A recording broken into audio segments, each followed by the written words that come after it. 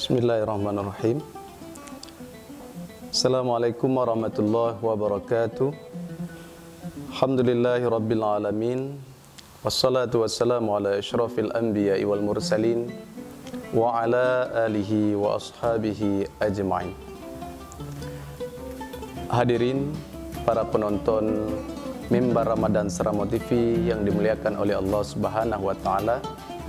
Alhamdulillah, pada momen Ramadan ini kembali kami ingin menyapa para penonton sekalian dalam tajuk Mimbar Ramadan yang bertema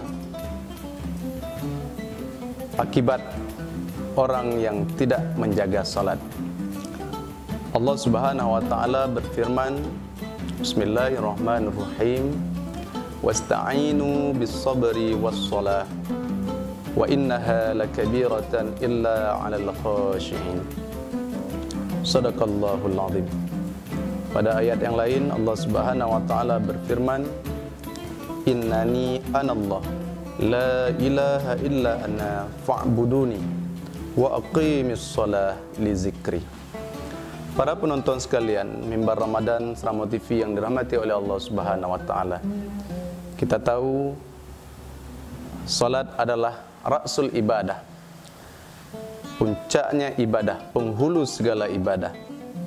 Maka kita dianjurkan dan sangat dianjurkan agar kita bisa melaksanakan salat,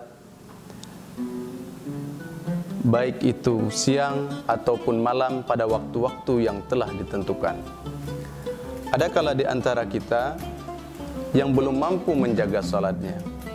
Paling tidak ada beberapa hal kategori yang belum mampu. Yang pertama, belum mampu melaksanakannya sama sekali.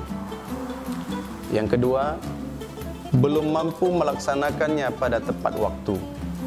Yang ketiga, yaitu belum mampu khusyuk dalam melaksanakannya. Jadi ketiga kata ketidakmampuan ini masing-masing dialami oleh orang-orang yang berbeda, tergantung pada masa-masa tingkat keimanannya. Ada yang memang tidak mau melaksanakan sama sekali, ada yang belum bisa melaksanakan pada tepat waktu, dan ada yang masih belum khusyuk walaupun dia sudah melaksanakan solat sesuai dengan waktu yang telah ditentukan. Para penonton sekalian Mimbar Ramadan Seramo TV yang dirahmati oleh Allah Subhanahu wa taala.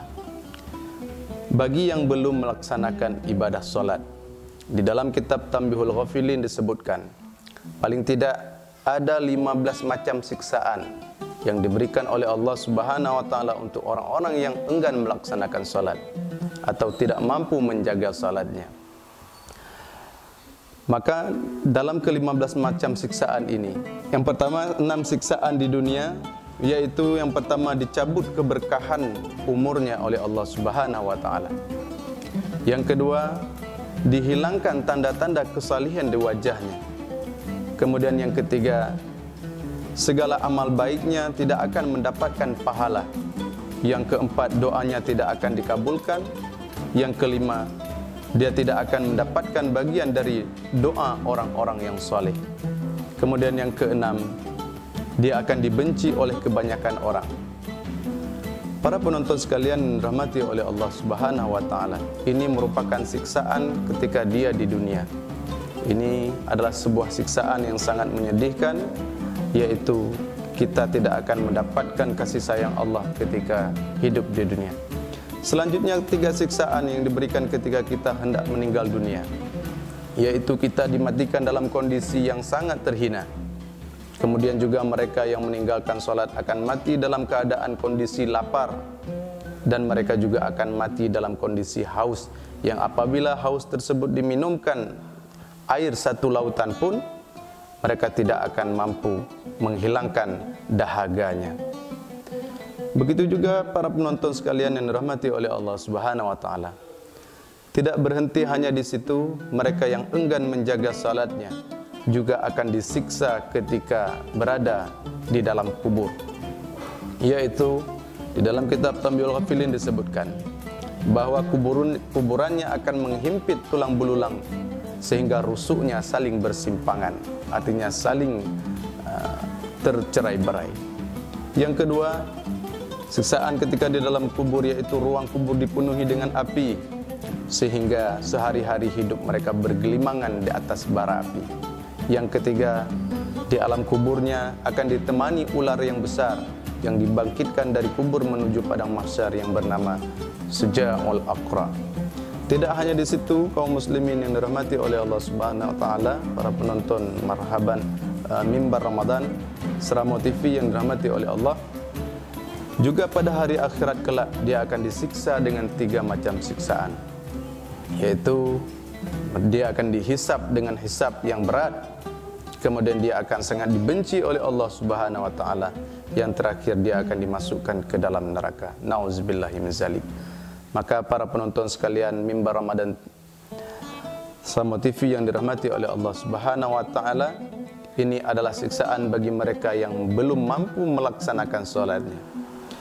Tetapi bagi mereka yang sudah mampu melaksanakan solatnya tetapi belum khusyuk di dalam solatnya, Allah Subhanahu wa taala mengatakan, wa innahu lakabiratan illal 'alal khashiin.